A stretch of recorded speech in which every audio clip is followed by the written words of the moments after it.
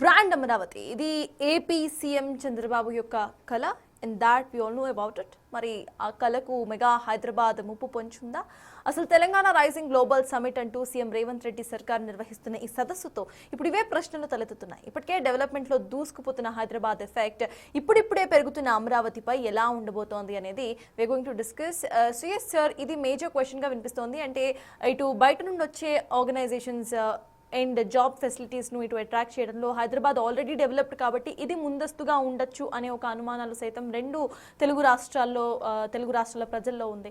So దీనికి సంబంధించి ఏమంటారు మీరు? అంటే రెండు కూడా డిఫరెంట్ జియోగ్రఫిక్ కండిషన్స్ ఉన్నాయి కాబట్టి దే అట్రాక్ట్ డిఫరెంట్లీ అని అంటారా, లేకపోతే అసలు వాట్ డ్యూ థింక్ సార్? హైదరాబాద్ను అమరావతిని మనం ఎప్పుడు కంపేర్ చేయాల్సిన అవకాశమే లేదు. హైదరాబాద్కు ఒక 400 years ఆఫ్ హిస్టరీ ఉంది.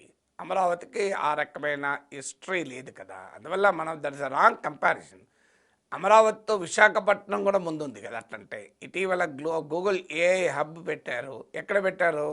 చంద్రబాబు నాయుడు విశాఖపట్నంలో పెడుతున్నాడు అదాని డేటా సెంటర్, కానీ అమరావతిలో ఎందుకు పెట్టడం లేదు? అదాని డేటా సెంటర్ని అమరావతిలో పెట్టచ్చు కదా. అది అమరావతిని ఏఐ సిటీగా డెవలప్ చేస్తానని కూడా ప్రామిస్ చేశారు కదా. మరి తీసుకెళ్ళి విశాఖపట్నంలో ఎందుకు పెట్టాడు? చంద్రబాబు నాయుడు కూడా తెలుసు అమరావతి గురించి ఎన్ని చెప్పినా అల్టిమేట్గా ఒక ప్రైవేట్ ఇన్వెస్టర్ ఎక్కడికి వస్తాడు, ఎక్కడైతే ఇన్ఫ్రాస్ట్రక్చర్ ఉందో అక్కడికి వస్తాడు. ఎందుకంటే దానికి అండర్ సీ కేబులింగ్ ఉండాలి. దాని అడ్వాంటేజ్ దానికి ఉన్న విశాఖపట్నం. అందువల్ల వై కంపేర్ అమరావతి అయితే హైదరాబాద్. అమరావతి విత్ వైజాగ్ ఉంది కదా. పోనీ ఇటీవల పార్ట్నర్షిప్ సమ్మిట్ పెట్టాడు చంద్రబాబు నాయుడు. ఎక్కడ పెట్టాడు? వైజాగ్లో పెట్టాడు. అమరావతిలో ఎందుకు పెట్టలేదు? అమరావతిలో పెట్టవచ్చు కదా. పార్ట్నర్షిప్ సమ్మిట్ పెట్టుబడులను సమీకరించడానికే కదా. మరి అమరావతిని ఎందుకు షోకేజ్ చేసుకోలేకపోయారు? చంద్రబాబు నాయుడు కూడా తెలుసు అమరావతిలో షోకేజ్ చేయడానికి ఇంకా ఏమీ లేదు, ఇప్పటికిప్పుడు నిర్మాణాలు ఇప్పుడిప్పుడే మొదలవుతున్నాయని. అందువల్ల విశాఖపట్నంలో పార్ట్నర్షిప్ సమ్మిట్ పెట్టాడు, అమరావతిలో పెట్టలేదు కదా. అందువల్ల అమరావతికి విశాఖపట్నం ముందుంటే ఇక హైదరాబాద్ ఎలాగో ముందుంటుంది. అందువల్ల హైదరాబాద్తో పోలికే లేదు.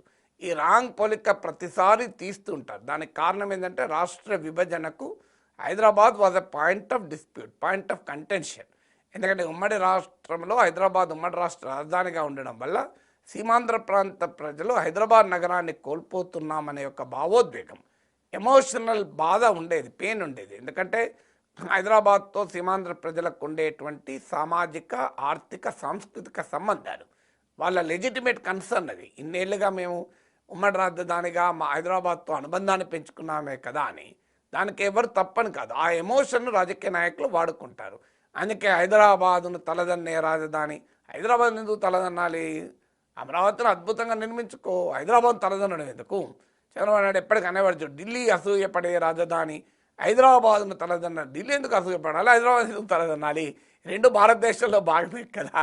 అందువల్ల ఆ కాన్సెప్టే కరెక్ట్ కాదు. హైదరాబాద్ను తలదన్నే రాజధాని, ఢిల్లీ అసూయపడే రాజధాని, ప్రపంచం అంతా గర్వించే రాజధానిగా అమరావతిని కట్టుకోవాలి. మధ్యలో హైదరాబాద్తో పంచాయతీ ఎందుకు? ఈవెన్ అమరావతి వస్తే హైదరాబాద్లో రియల్ ఎస్టేట్ దెబ్బతింటుంది, హైదరాబాద్ వస్తే అమరావతిలో రియల్ ఎస్టేట్ దెబ్బతింటుంది. రెండు కూడా దెబ్బతినొచ్చు, రెండు బాగుండొచ్చు. ఇప్పుడు మన తెలుగు వాళ్ళే సీమాంధ్ర ప్రాంతం వాళ్ళు, కృష్ణా గుంటూరు జిల్లా వాళ్ళు అమరావతిలో పెట్టుబడులు పెట్టకుండా డల్లాస్లో పెట్టుబడులు పెడతలేరా? మీరు డల్లాస్లో చూడండి, మన వాళ్ళు మామూలుగా పెడతలేరు రియల్ ఎస్టేట్లో. అమెరికన్ రియల్ ఎస్టేట్లో మన వాళ్ళు చాలా ఎక్కువ పెట్టుబడులు పెడుతున్నారు. ఆంధ్ర ప్రాంతం వాళ్ళు కృష్ణా గుంటూరు జిల్లా వాళ్ళు పెట్టుబడులు పెడుతున్నారు. వాళ్ళు అమరావతికి రావచ్చు కదా. మరి హైదరాబాద్ పక్క పెట్టండి, డల్లాస్ ఎందుకున్నారు? అదేందుకు ఆఫ్రికాలో కృష్ణా గుంటూరు జిల్లా వాళ్ళు పెట్టుబడులు పెడతలేరా? పక్కనే అమరావతి ఉండగా అమరావతి కాకుండా ఆఫ్రికాలో పెట్టుబడులు పెడుతున్నారు. అందువల్ల పెట్టుబడికి రాగద్వేషాలు ఉండవు. పెట్టుబడికి ఎక్కడ లాభాస్తే అక్కడ పెడతారు. అమరావతికి చెందిన పెట్టుబడిదారుడు కూడా అమరావతిలో పెట్టడు. లాభం వస్తుంది అనుకుంటే డల్లాస్లో పెడతాడు, ఆఫ్రికాలో పెడతాడు. సో అందువల్ల that is the point of life. కాలిఫోర్నియాలో ఇల్లు కొంటాడు, కానీ మీకు తుళ్ళూరులో తాడికొండలో కొన్న ఇల్లు అంటే కొంటాడా? సో ఆ కొనాల్సిన సందర్భం వచ్చినప్పుడు కొంటాడు. అందువల్ల ఈ ఎమోషన్స్తో డెవలప్మెంట్ ఎకానమీ పెరగదు. Economy depends on material facts, doesn't depend on emotional facts.